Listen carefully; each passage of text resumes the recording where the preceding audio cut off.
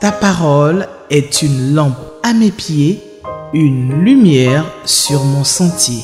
Psaume 119, verset 105. La méditation.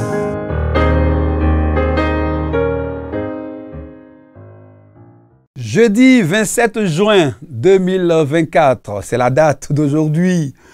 Alors là, nous ici en Côte d'Ivoire, nous sommes en pleine saison de la pluie, saison pluvieuse. Alors faites très attention, soyez prudents, vigilance, parce que quelquefois il y a eu 3 jours ininterrompus de pluie qui ont causé quelques petits dégâts. Alors je vous demande de la prudence, de la vigilance et que la paix de Dieu soit avec vous. Je voudrais que nous puissions prier notre Seigneur. Nous te bénissons, notre Dieu, notre Seigneur. Tu es grand, tu es puissant, tu es digne de louange, tu es digne d'adoration. Oh, ce jour, pour la méditation, j'appelle encore ton secours pour nous éclairer, pour nous enseigner et mieux pour nous aider à mettre ta parole en pratique.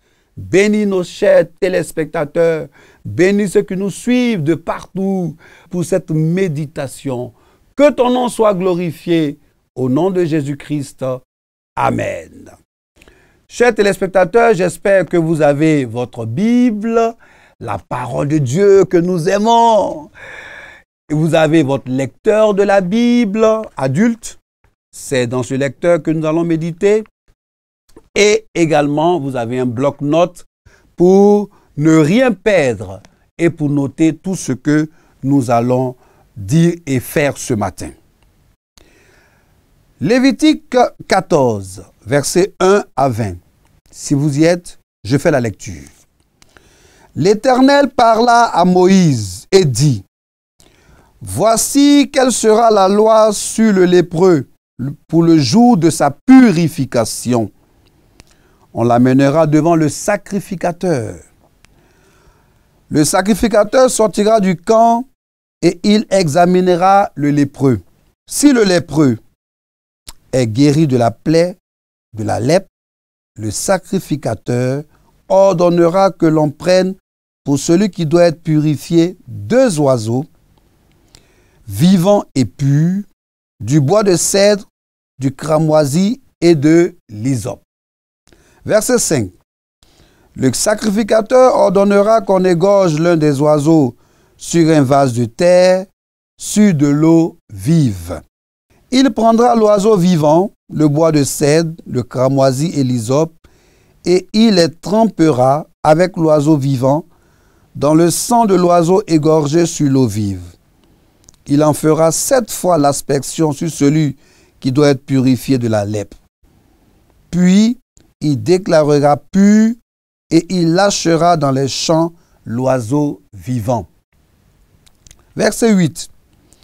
Celui qui se purifie lavera ses vêtements, rasera tout son poil et se baignera dans l'eau et il sera pur. Ensuite, il pourra entrer dans le camp, mais il restera 7 jours hors de sa tente. Le 7e jour, il rasera tout son poil, sa tête, sa barbe, ses sourcils. Il rasera tout son poil, il lavera ses vêtements et baignera son corps dans l'eau et il sera pur. Le 8e jour, il prendra 2 agneaux sans défaut et une brebis d'1 an sans défaut, 3/10 d'un épha de fleurs de farine en offrande pétrie à l'huile et un log d'huile. Le sacrificateur qui fait la purification présentera l'homme qui se purifie et toutes ces choses devant l'Éternel à l'entrée de la tente d'assignation. Le sacrificateur prendra l'un des agneaux et il l'offrira en sacrifice de culpabilité avec le log d'huile. Il les agitera de côté et d'autres devant l'Éternel. Il égorgera l'agneau dans le lieu où l'on égorge les victimes expiatoires et les holocaustes dans le lieu saint. Car dans le sacrifice de culpabilité, comme dans le sacrifice d'expiation, la victime est pour le sacrificateur, c'est une chose très sainte. Verset 14. Le sacrificateur prendra du sang de la victime de culpabilité, il la mettra sur le lobe de l'oreille droite de celui qui se purifie, sur le pouce de sa main droite et sur le gros orteil de son pied droit. Le sacrificateur prendra du log d'huile et il en versera dans le creux de sa main gauche. Le sacrificateur trempera le doigt de sa main droite dans l'huile qui est dans le creux de sa main gauche et il fera avec le doigt 7 fois l'aspersion de l'huile devant l'Éternel. Le sacrificateur mettra de l'huile qui lui reste dans la main sur le lobe de l'oreille droite de celui qui se purifie, sur le pouce de sa main droite et sur le gros orteil de son pied droit, par-dessus le sang de la victime de culpabilité. Le sacrificateur mettra ce qui lui reste d'huile dans la main sur la tête de celui qui se purifie, et le sacrificateur fera pour lui l'expiation devant l'Éternel. Verset 19. Puis le sacrificateur offrira le sacrifice d'expiation et il fera l'expiation pour celui qui se purifie de sa souillure. Et enfin, verset 20. Ensuite, il égorgera l'holocauste. Le sacrificateur offrira sur l'autel l'holocauste et l'offrande. Et il fera pour cet homme l'expiation et il sera pur. Acclamons la parole du Seigneur. Voilà, donc la lecture était un peu longue. Hein? Voilà, et nous sommes dans l'Ancien Testament, nous sommes dans le Lévitique. Là. Voilà, le lecteur de la Bible nous pose toujours des questions pour une meilleure compréhension. Et pour cette méditation, les questions 1 et la question 7. Allons-y donc à l'assaut des versets. Le passage décrit la purification rituelle des personnes guéries. La loi ne visait pas la guérison de la lèpre ou d'autres maladies similaires. Elle concernait la purification rituelle qui devait être accomplie une fois la personne déclarée pure. Alors au verset 3, le sacrificateur sortait pour rencontrer le pécheur, comme Jésus-Christ qui a quitté son trône de gloire pour venir à notre rencontre, pour nous rencontrer, pour être notre ami, pour être notre frère, pour être notre Seigneur. Il est venu à notre rencontre. La Bible dit qu'il a quitté son trône de gloire, comme le sacrificateur qui sort à la rencontre du pécheur, du lépreux. Le lépreux n'était pas autorisé à rejoindre immédiatement la société.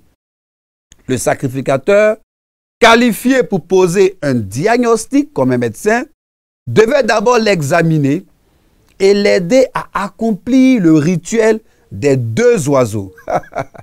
On voit cela du verset 4 jusqu'au verset 7. Alors, ces 2 oiseaux, ensemble, nous parlent du remède divin applicable au péché de tout homme. La mort du Seigneur. Le premier oiseau était égorgé. Sa résurrection. Le second oiseau s'envolait marqué du sang qu'il emportait au ciel pour le placer symboliquement sous le regard d'un Dieu satisfait. Alléluia! Alléluia! Alléluia! J'aime la parole de Dieu. Voilà, l'Ancien Testament, le Nouveau Testament complémentaire. L'un parle de l'autre, l'autre accomplit l'autre. Que la gloire soit rendue à Jésus. Le fagot de cèdre, l'hysope, le cramoisi accompagnaient l'oiseau vivant. Le cèdre, là, c'est quoi? Oh? C'est un arbre. Et les fagots de cet arbre-là, c'est ça qu'on prenait. Et l'hysope, mais c'est une plante aromatique. Et le cramoisi, c'est d'une couleur vive, rouge foncé. Le tout était plongé 7 fois dans le sang de l'oiseau tué. sang mélangé à de l'eau vive, pour symboliser la purification. Et l'oiseau vivant était ensuite remis en liberté pour symboliser la fin de la quarantaine du lépreux. Alléluia! Gloire à Jésus, gloire à Jésus. Au verset 8, on remarque le caractère progressif des diverses étapes qui montraient bien l'importance d'une profonde purification pour établir la relation avec le peuple de Dieu. Mais cela illustrait puissamment la sainteté que Dieu attendait de ceux qui vivaient parmi les siens. Et cette attente n'a pas changé. Selon 2 Corinthiens 7, verset 1, que je vous invite à lire, chers téléspectateurs d'Espérance TV, vous comprendrez mieux ce que nous sommes en train de dire. Et du verset 10 jusqu'au verset 20, nous notons les sacrifices qui faisaient partie du rituel pour la purification du lépreux. On peut aller étape par étape. Premier sacrifice. Sacrifice de culpabilité. Chapitre 5, verset 14 jusqu'au verset 26.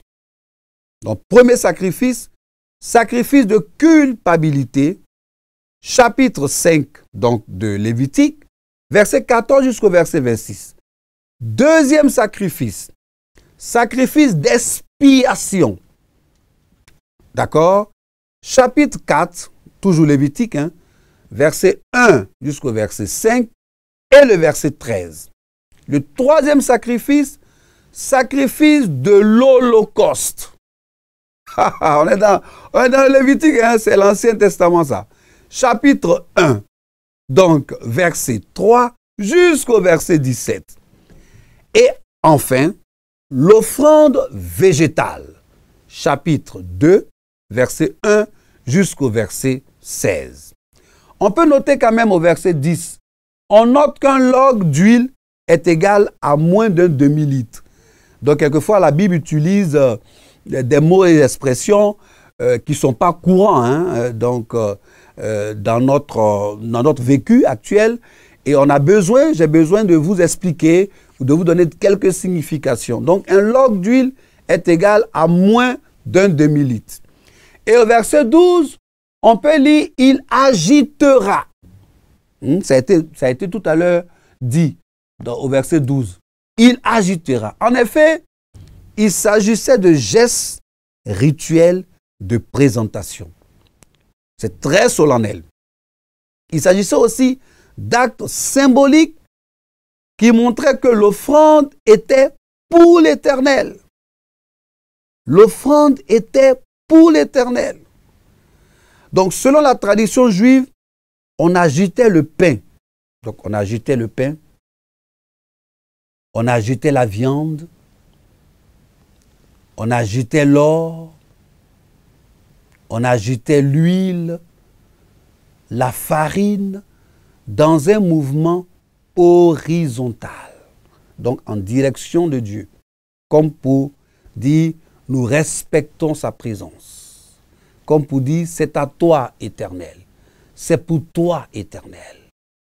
Donc, c'était un rituel qui était très, très, très important.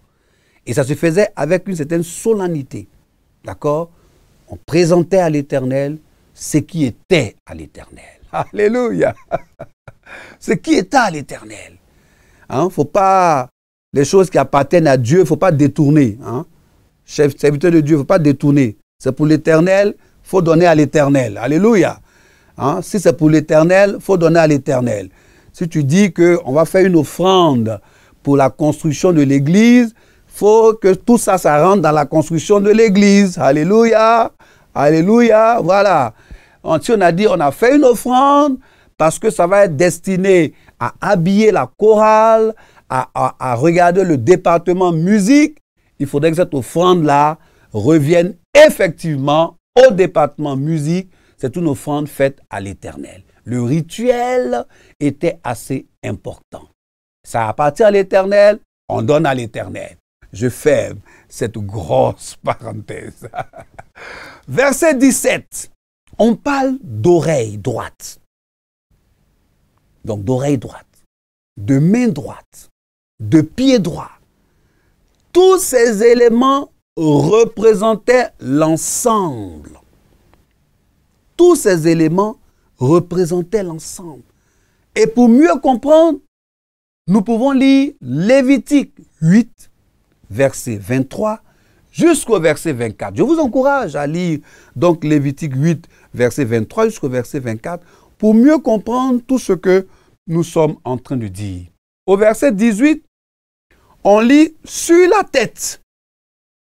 Alors, attention, il ne s'agit pas d'une onction en vue d'une entrée en fonction. Non, non, non, non, non. On n'est pas en train d'autoriser son entrée en fonction.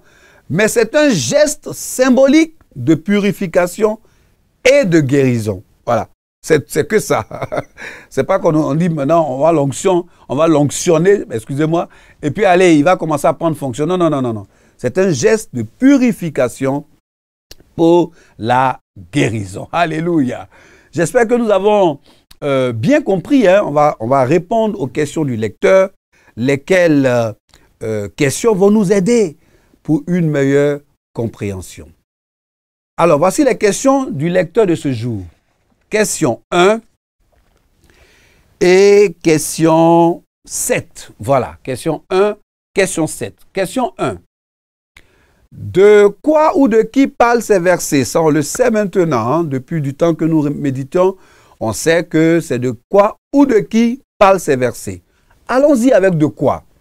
Alors, moi j'ai noté de la lèpre, on nous parle de la purification, on parle des deux oiseaux vivants, on parle des vêtements.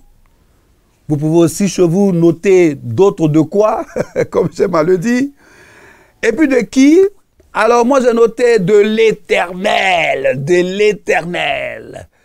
On nous parle du sacrificateur, on nous parle du lépreux, on nous parle de Moïse et on nous parle aussi certainement de d'autres personnes que vous pourrez noter chez vous. Et la question 7, quelle vérité Dieu me révèle-t-il? Notre Dieu là, qu'est-ce qu'il nous révèle comme vérité à partir de cette méditation, à partir de la parole de Dieu que j'aime? J'aime la parole de Dieu. Alors moi j'ai noté que Dieu me révèle son grand amour. Son grand amour. Dieu me révèle son grand amour. L'amour de Dieu, l'amour de Dieu. Dieu me révèle que le sang de Jésus-Christ, le sang de Jésus-Christ me purifie, te purifie, nous purifie de tout péché. Dieu me révèle que le sang de Jésus-Christ, là, ça nous purifie de tout péché. On n'a pas besoin d'autre chose. On n'a pas besoin d'un autre sacrifice.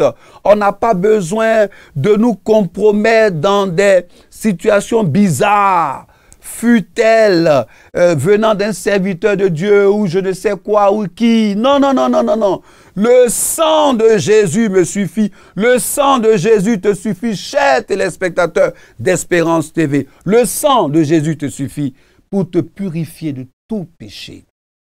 Voilà, c'est ce que nous dit effectivement la révélation que Dieu me fait à partir de la question du lecteur de la Bible.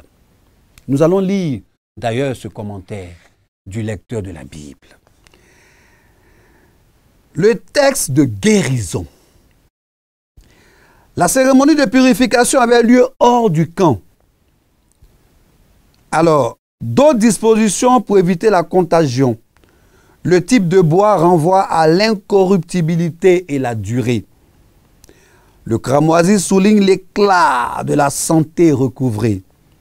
L'hysope représente la purification. Le sang est le symbole du pardon et de la purification physique et morale. Et cette fois, la dimension divine. Alléluia. L'oiseau vivant lâché représente cet homme vivifié et rendu à la liberté. Christ est celui qui, par son sacrifice sur la croix, a su accomplir une fois pour toutes ce tableau de la victoire de la vie sur la mort. Que fais-tu pour ne pas te laisser infecter ou contaminer spirituellement? C'est une question que le lecteur nous pose. Trouve-t-on dans nos familles, communautés chrétiennes, des dispositions pour s'assurer que les gens sont guéris du péché pour leur admission dans le sacerdoce? C'est une question. Quelles mesures pourrait-on prendre pour éviter la lèpre de perversion par les réseaux sociaux? C'est encore une autre question. Un sacrifice pour le péché doit être ajouté au sacrifice de réparation, afin d'expier toutes les fautes que le malade avait pu commettre durant sa maladie. Impatience, murmure, etc. L'Holocauste est cité en dernier lieu, car il exprime le sentiment d'adoration et le besoin de consécration qui anime le malade rendu à la santé. La dimension spirituelle de la guérison par rapport à la maladie physique est soulignée ici. La restauration de la communion avec Dieu est prioritaire dans l'accompagnement des malades. Prends-tu toujours cela en compte? Quelle disposition de nos jours pour s'assurer de la véritable guérison du péché, de la repentance, de la conversion, de ceux qui veulent entrer dans le service de Dieu? Waouh, waouh, waouh. Je voudrais saluer les rédacteurs du lecteur de la Bible. Que Dieu vous bénisse, vous inspire davantage. C'est profond ce qu'il vient de dire et ce qu'on vient de lire. C'est vraiment profond. Alors, la disposition à prendre. On a parlé des réseaux sociaux, attention. On a parlé de la perversion. On a parlé du sang de Jésus-Christ qui nous purifie de tout péché. Alors, si vous venez de nous prendre en marche, vous suivez la méditation avec la Ligue pour la lecture de la Bible. Je voudrais saluer au passage la direction nationale de la Ligue pour la lecture de la Bible, la présidente de la Ligue pour la lecture de la Bible, le directeur national et tous les collaborateurs. J'y arriverai. Que Dieu vous bénisse pour tout le travail que vous faites. Ici en studio, nous sommes une équipe dynamique, motivée, une équipe toujours joyeuse pour partager cette bonne parole de Dieu avec vous. Lévitique 14, versets 1 à 20, a été donc notre méditation de ce jour. Et donc, pour la prière finale, je voudrais avant demander que la grâce de Dieu soit sur votre vie. L'espérance de la vie, c'est sur Espérance TV. Et ça, nous le savons. Et le slogan d'Espérance TV, c'est pour le salut du monde. C'est ici que nous nous arrêtons pour la méditation de ce jour. Et toute l'équipe de production a pris plaisir à préparer cette émission de méditation. Seigneur, nous te bénissons et nous te rendons toute la gloire. Ton nom est grand, ton nom est puissant, ton nom est digne de louange. Ton sang nous suffit. Aucune autre offrande, aucun autre sang peut purifier nos péchés. Ton sang nous suffit et nous sommes heureux de t'appartenir. Que ton nom soit béni au nom de Jésus-Christ. Amen. Paix, la paix de Dieu soit dans vos maisons. Dieu vous bénisse pour ce jour, donc du 27 juin 2024.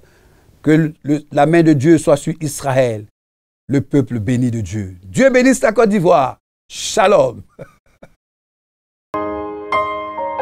Ta parole est une lampe à mes pieds, une lumière sur mon sentier. Psaume 119, verset 105. La méditation.